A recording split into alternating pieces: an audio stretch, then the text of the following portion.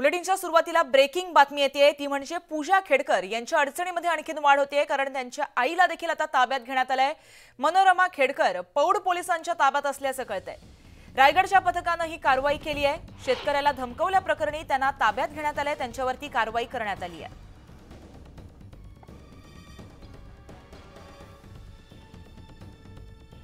तर आपण ही दृश्य पाहतोय। हा व्हिडिओ काही दिवसापूर्वी व्हायरल झाला होता। पिस्तूल घेऊन एका शेतकऱ्याला धमकवण्यात आलं होतं आणि याच प्रकरणी मनोरमा खेडकर यांना कारवाईसाठी त्यांच्यावरती गुन्हा दाखल करण्यात आलाय, त्यांना ताब्यात घेण्यात आलंय। तर याबाबत आपण अधिक अपडेट जाणून घेऊ आमचे प्रतिनिधी चंद्रकांत फुंदे यांच्याकडून। चंद्रकांत, खेडकर कुटुंबियांच्या मागचा जो चौकशीचा आणि कारवायांचा ससेमिरा आहे तो अजूनही सुरूच आहे। मनोरमा खेडकर यांना देखील आता ताब्यात घेण्यात आलंय। हो, बरोबर आहे। आज त्यांना महाडमधील एका हॉटेलमधून ताब्यात घेण्यात आले आहे। ते गेली काही दिवस गायब झाले होते, लपून बसले होते पुणे पोलिसांच्या दृष्टीने, कारण मिळून येत नव्हते ते। पुणे पोलिसांनी त्यांना अनेकदा ऑफिशियल समन्स बजावले, त्यांच्या घरासमोर ते चिकटवले देखील, व्हॉट्सअपला मेसेज पाठवले, तरी पण ते मिळून येत नाही। ते फोन बंद करून बसले होते। अखेर मग 3 पथकं त्यांच्या मागावर निघली, मग तिकडे पाथर्डीला असेल, मुंबईला असेल आणि त्यांच्या फार्म हाऊस होती आणि आज अखेर त्या महाडमध्ये मिळून आलेले आहेत। पोलिसांनी त्यांना ताब्यात घेतले आणि अटकेची कारवाई करून त्यांना इथं पुण्यात आणलं जाईल, पौड पोलीस स्टेशनला, नंतर एसपी ऑफिसला, आणि पुढची चौकशी केली जाईल। जो व्हिडिओ जो आहे वर्षभरापूर्वीचा, त्यांनी तिथल्या शेतकऱ्याला, मुळशीमधल्या शेतकऱ्याला पिस्तुलाने धमकावलं होतं, ते पिस्तूल पोलिसांना ताब्यात घ्यायचं आणि नेमकं कारण काय, आणि वर्षभरापूर्वीचा हा व्हिडिओ आहे तरी तो गुन्हा दाखल करून घेतला गेला नव्हता। दबावाखाली त्या काळात खेडकर कुटुंबाने दबाव आणून तो गुन्हा दाखल होऊ दिला नव्हता। पण आता ह्या प्रकरणात, त्यांच्या मुलीच्या प्रकरणात सगळेच त्यांचे यापूर्वीचे जुन्या भानगडी बाहेर आल्यानंतर हा एक गुन्हा दाखल झाला आणि पुणे पोलिसांनी, ग्रामीण पोलिसांनी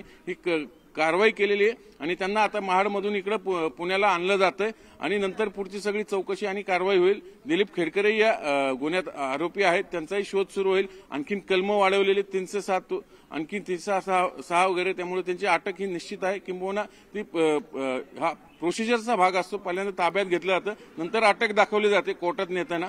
त्यामुळे ताब्यात की अटक हा विषयच नाही, तर अटक त्यांना झाल्याच जमा आहे। फक्त तो तांत्रिक भाग आहे, तो कोर्टात पुढे तो पोलीस त्यांचं रिमांड सादर करताना ते दाखवतीलच अटक। जी, त्याचबरोबर चंद्रकांत, त्यांच्या आई बरोबर काही बाउन्सर्स जे होते त्यांना सुद्धा, ते सुद्धा चौकशीच्या फेऱ्यात होते। आपण 2 दिवसापूर्वी याबाबत बोललो देखील होतो, तर त्यांच्याबाबत काही अपडेट समोर आली आहे का?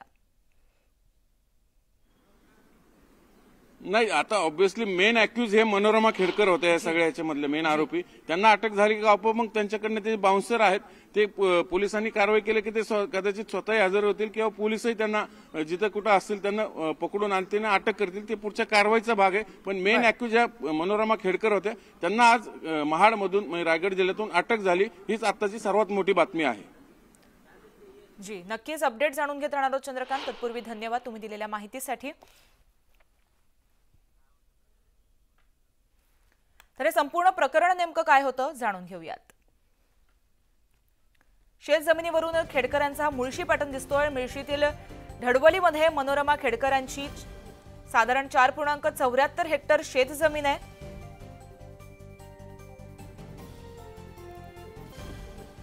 चार जून 2023 रोजी जमिनीचा ताबा घेताना शेतकऱ्यांशी त्यांचा वाद झाल्याचं या व्हिडिओमधून सुद्धा आपण पाहिलेलं आहे।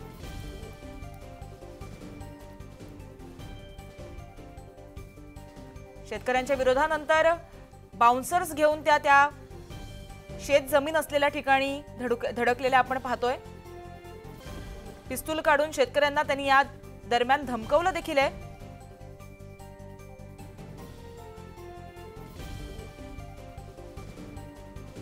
शेतकऱ्यांच्या पोलिसात तक्रार केल्यानंतर मोठ्या प्रमाणात या संपूर्ण व्हिडिओची दखल घेण्यात आली आहे, या संपूर्ण घटनेची दखल घेण्यात आली आहे।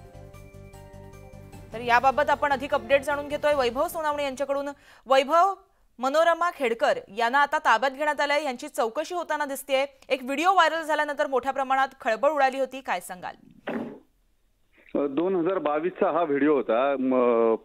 मुळशीतल्या पौड गावामध्ये शेतजमीन जी आहे ती शेतजमीन घेतल्यानंतर तिचा ताबा घेण्यासाठी आसपासच्या शेतकऱ्यांच्या जमिनीवरती अतिक्रमण केल्याच्या आरोपावरून हा वाद जो आहे तो झालेला होता आणि त्यासाठी मनोरमा खेडकर या काही बाउन्सर्स घेऊन तिथे शेतकऱ्यांशी वाद घालत असल्याचा हा व्हिडिओ समोर आलेला होता. त्याच्यामध्ये त्यांनी चक्क पिस्तूलही काढलेली होती. या सगळ्या प्रकरणानंतर त्यावेळेस ग्रामीण पोलिसांनी या संदर्भातला गुन्हा दाखल केलेला नव्हता. मात्र आता हा व्हिडिओ समाज माध्यमांवर व्हायरल झाल्यानंतर ग्रामीण पोलिसांनी पौड पोलीस ठाण्यात मनोरमा खेडकर यांच्या विरोधामध्ये गुन्हाही दाखल केलेला होता आणि तेव्हापासून मनोरमा खेडकर या फरार होत्या.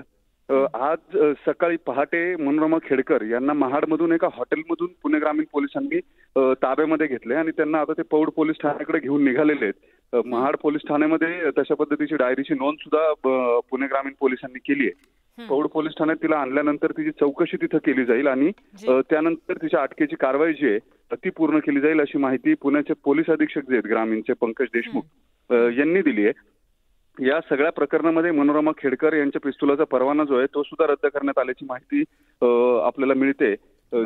शेतीच्या या सगळ्या वादातून हा सगळा प्रकार घडलेला होता आणि शेतजमीन जी आहे ती बळकावण्याचा प्रयत्न करत असल्याचा आरोप शेतकऱ्यांनी त्यावेळेस केलेला होता. 2022च्या साधारणपणे मध्यावरती पौड पोलीस ठाण्यामध्ये शेतकऱ्यांनी या संदर्भात मनोरमा खेडकर यांच्या विरोधात तक्रार देण्याचाही प्रयत्न केला होता. मात्र त्यावेळेस पोलिसांनी गुन्हे जे आहेत ते दाखल करून घेतले नव्हते. आता मात्र हे सगळं प्रकरण तापल्यानंतर पूजा खेडकर यांचे एक प्रताप समोर आल्यानंतर मनोरमा खेडकर यांच्या विरोधात या शेतकऱ्यांना तक्रार जी आहे ती दिलेली होती आणि त्यावरून ही सगळी कारवाई करण्यात आली आहे. बरं, अपडेट घेत राहणार आहोत. तत्पूर्वी धन्यवाद वैभव, तुम्ही दिलेल्या माहितीसाठी. तर वादग्रस्त प्रोबेशनरी IAS अधिकारी पूजा खेडकर यांच्यासह त्यांच्या कुटुंबियांच्या अडचणीमध्ये दिवसागणिक वाढ होताना दिसतेय. पूजा खेडकर यांच्या वडिलांची पुणे लाचलुचपत विभाग म्हणजेच ACB चौकशी करणार असल्याचं कळतंय. तर दिलीप खेडकर कुटुंबियांच्या नावावरती बेहिशोबी मालमत्ता असल्याचा अहवाल हा ACB कार्यालयाकडे देण्यात आलाय. या संदर्भात आता दिलीप खेडकरांची चौकशी होणार असल्याचं कळतंय.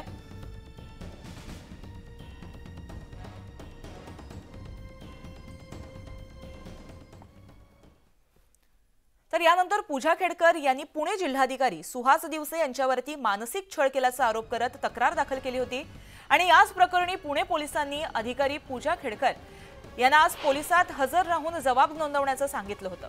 मात्र पूजा खेडकरांनी पोलिसांनी नोटीस बजावून देखील अद्याप वाशिमच्या शासकीय विश्रामगृहातच ते असल्याचं कळतंय.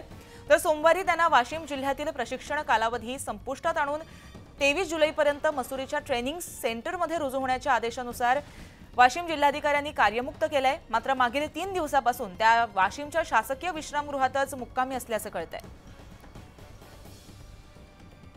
तर याबाबत आपण अधिक अपडेट जाणून घेऊ आमचे प्रतिनिधी किशोर यांच्याकडून.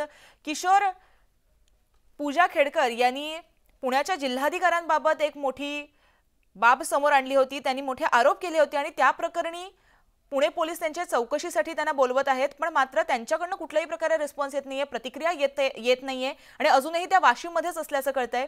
काय सांगाल?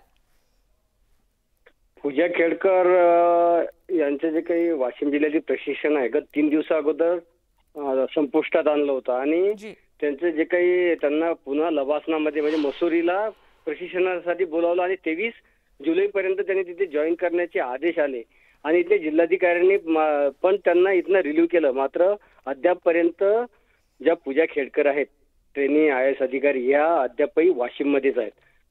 काल त्यांनी म्हणजे पुणे पोलिसांचा जो काही आदेश होता तो घेऊन वाशिमचे पोलीस त्यांना देण्यासाठी बजावण्यासाठी आले होते. मात्र अद्यापही त्या वाशिम मध्येच आहेत. कदाचित त्यांनी जी काही वेळ असेल ती वाढून मागितली असेल आणि तिथूनच त्या मसुरीला जाण्याची शक्यता आहे. मात्र या गोष्टीची अधिकृत अशी पुष्टी मिळत नाही कारण त्यांच्याकडनं यावर अजूनपर्यंत देखील प्रतिक्रिया मिळाली नाही. अद्याप तरी त्या वाशिमचे जे काही त्यांना तात्पुरत्या विश्रामगृहामध्ये रूम देण्यात आली होती तिथेच त्या मुक्कामी आहेत. जी, अपडेट घेत राहणार आहोत. धन्यवाद तुम्ही दिलेल्या माहितीसाठी.